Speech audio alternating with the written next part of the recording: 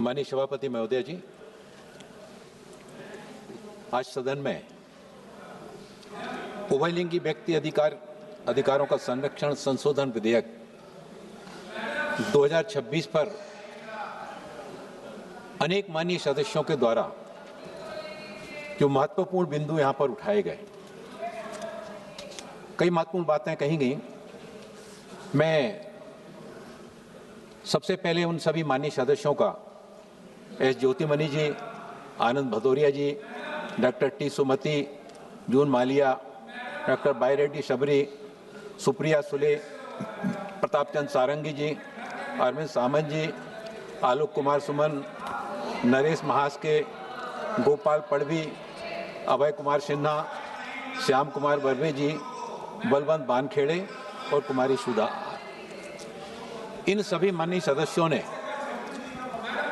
हमारे देश के जो लाभ वंचित समुदाय के जो लोग हैं उनके बारे में जो उन्होंने अपनी चिंताएं व्यक्त की।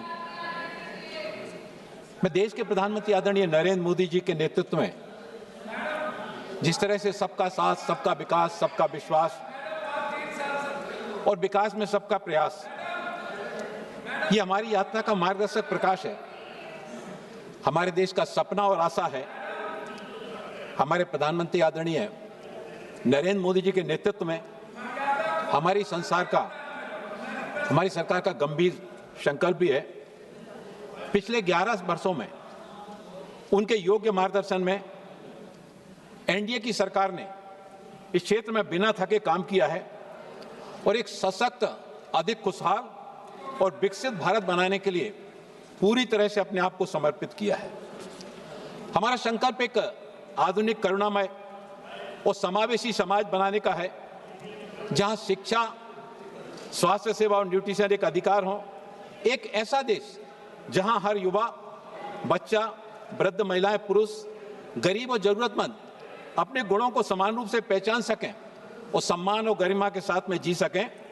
हमारी सरकार लाभ वंचितों के उत्थान के लिए लगातार दृढ़ रही है कि अधिक समावेशी और समतापूर्ण भारत का निर्माण किया जा सके। हमारा मिशन काल्पनिक नहीं है, बल्कि हमारे लोगों की वास्तविकताओं से जुड़ा है।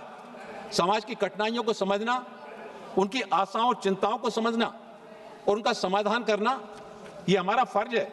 लगभग 7 वर्ष पहले 2019 में ट्रांसजेंडर व्यक्तियों की सुरक्षा और उनकी भलाई के लिए एक बिल इसी सदन में लाया गया था।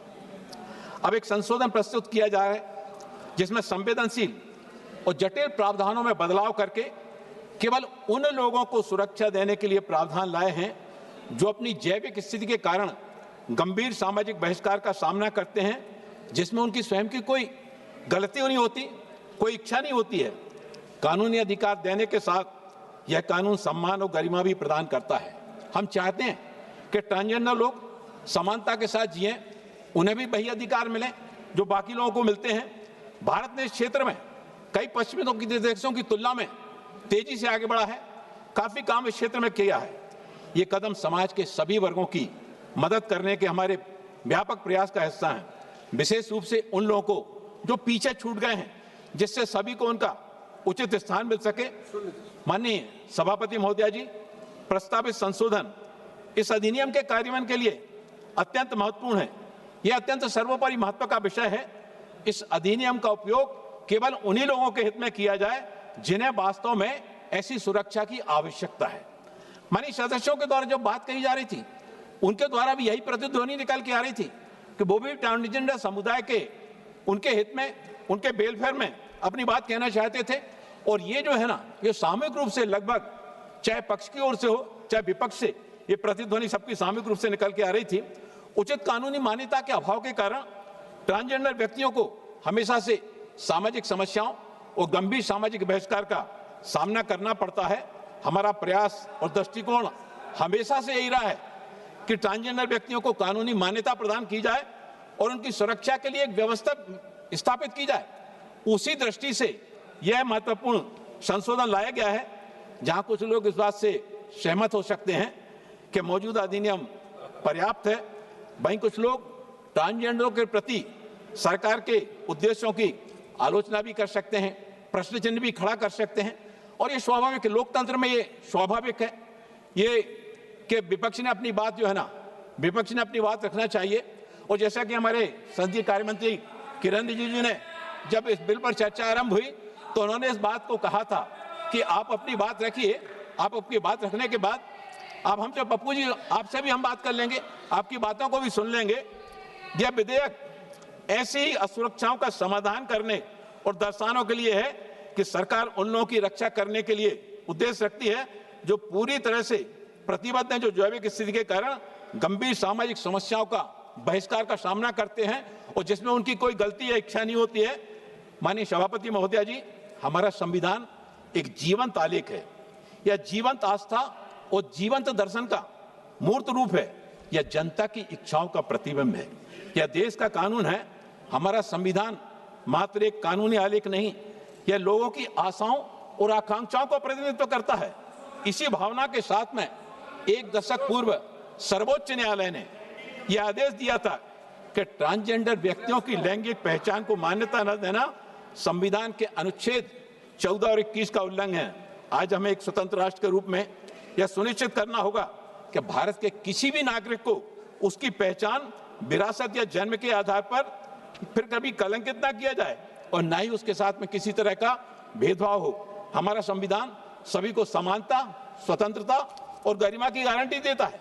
अनादिकाल से भारत में ट्रांसजेंडरों के लिए एक अद्वितीय सामाजिक सांस्कृतिक पहचान रही है। यह अधिनियम ट्रांसजेंडर व्यक्तियों के इस विशिष्ट वर्ग को कानूनी मान्यता देने के लिए है।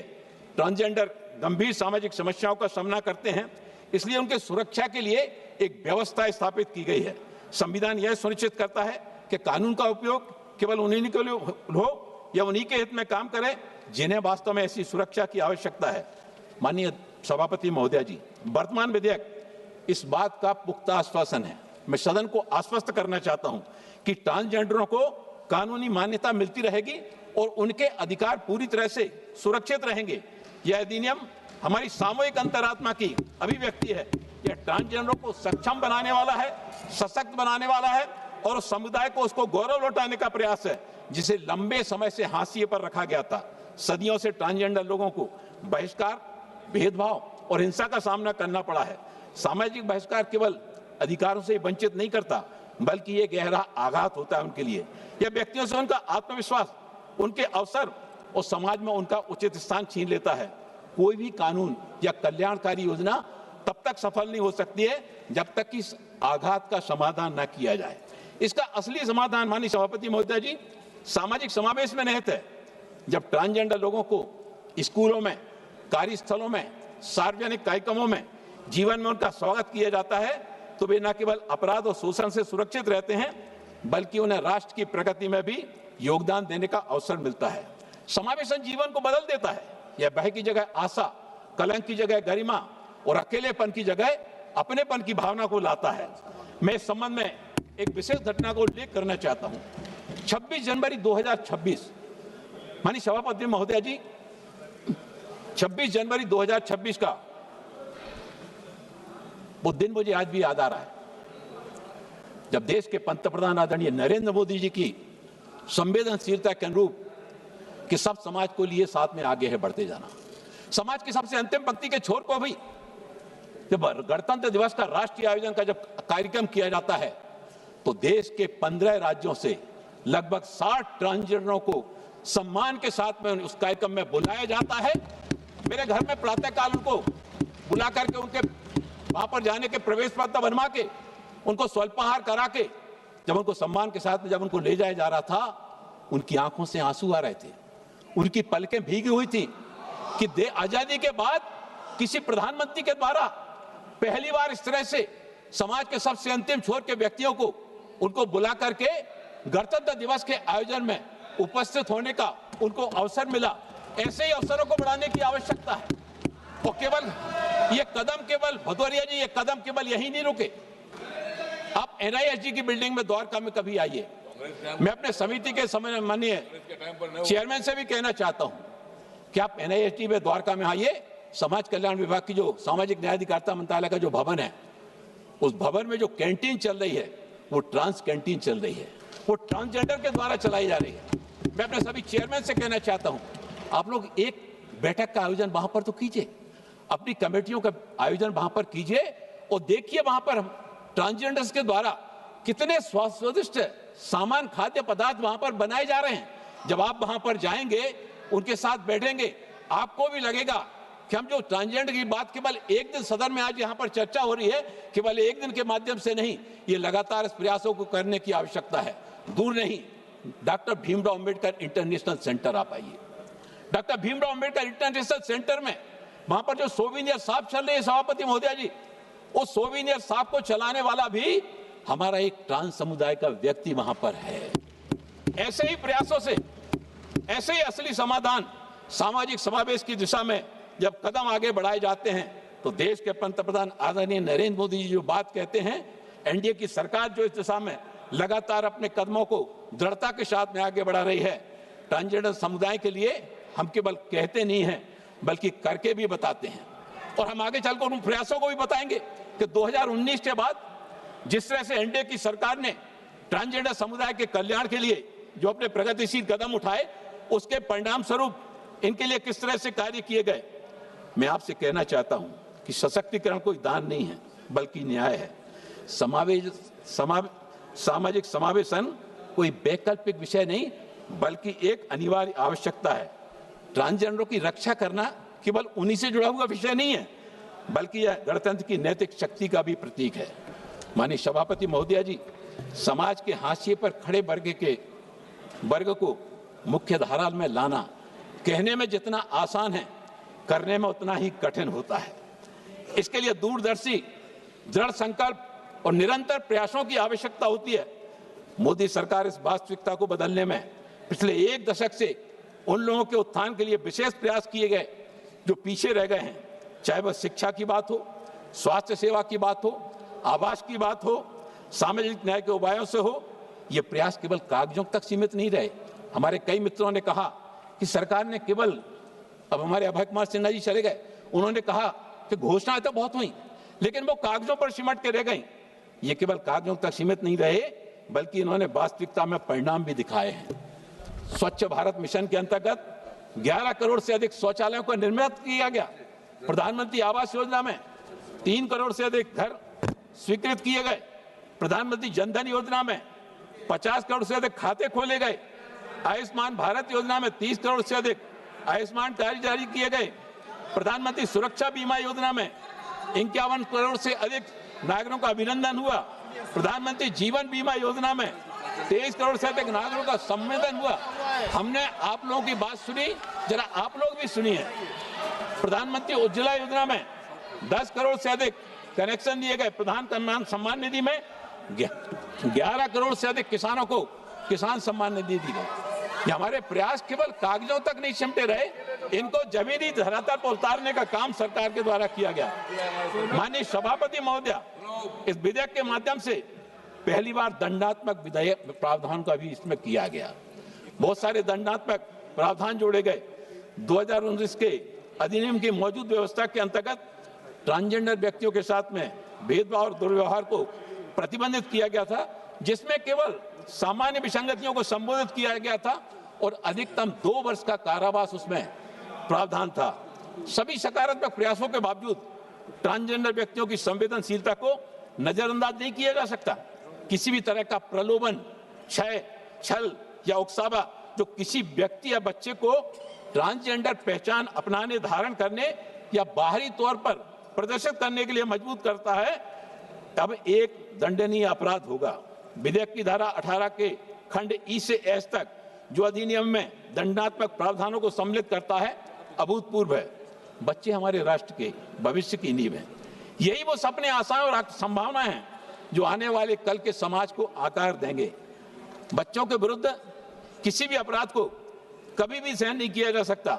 उन्हें से हानि से बचाना न केवल एक नैतिक दायित्व है बल्कि एक राष्ट्रीय अनिवार्यता भी है। जब हम अपने बच्चों की रक्षा करते हैं तो अपने देश के भविष्य की भी रक्षा करते हैं। जब बच्चा भयमुक्त होता है, जहां उसकी मासूमियत सुरक्षित रहती है, जहां वह गरिमा और उल्लास के साथ में फल फूल सकता है, तब हम सुनिश्चित करते हैं कि आने वाले कल के बचन को हम आज ही सुरक्षित करते हैं। इस कर्तव्य को पूरा करने के लिए, बच्चों को हानि पहुंचाने वालों को रोकने के लिए विशेष रूप से निर्दोष बच्चों की सुरक्षा के लिए धारा 18 में खंड F और H सम्मिलित किए गए हैं। किसी भी बच्चे का अपहरण करके उसे उभयलिंगी पहचान ग्रहण करने, अंगीकार करने या बाह्य रूप से प्रस्तुत करने के लिए चाहे बलपूर्वक, लुभाकर, प्रवंचना या असम्यक प्रभाव से बाध्य करने के आशय से उस बच्चे को भिक्षा मांगने, याचना करने, अधिसेविता करने या बलात् या बंधु आश्रम के किसी अन्य रूप से निर्देशित करने, उपयोग करने या लगवाने को अब एक दंडनीय अपराध बना दिया गया है। इसके लिए क्रमशः आजीवन कारावास और 5 लाख रुपए की सस्ती तथा 10 से 14 वर्ष का कठोर कारावास, 3 लाख रुपए की सस्ती निर्धारित किया गया है। अब यह विधेयक बच्चों को निशाना बनाने वाले अपराधों के विरुद्ध कानूनों को और अधिक सशक्त बनाने का प्रयास करता है। यह बच्चों की सुरक्षा के प्रति हमारी सामूहिक जिम्मेवारी की पुष्टि करता है और स्पष्ट संदेश देता है कि समाज बच्चों के साथ होने वाले किसी भी रूप में होने वाले दुर्व्यवहार, उपेक्षा या शोषण को बिल्कुल भी बर्दाश्त नहीं करेगा। माननीय सभापति महोदय जी, इन्हीं शब्दों के साथ में मैं सदन से आग्रह करता हूं कि इस अधिनियम की भावना को बनाए रखें और यह सुनिश्चित करें कि सामाजिक समावेशी बहिष्कार और आघात का सच्चा समाधान बन जाए। इस संशोधन बिल के पारित होने से प्रशासनिक स्पष्टता आएगी, कानूनी मान्यता मिलेगी, अधिकार सुरक्षित रहेंगे और मैं माननीय सदन से अनुरोध करता हूं कि इसको सर्वसम्मति से पारित करें।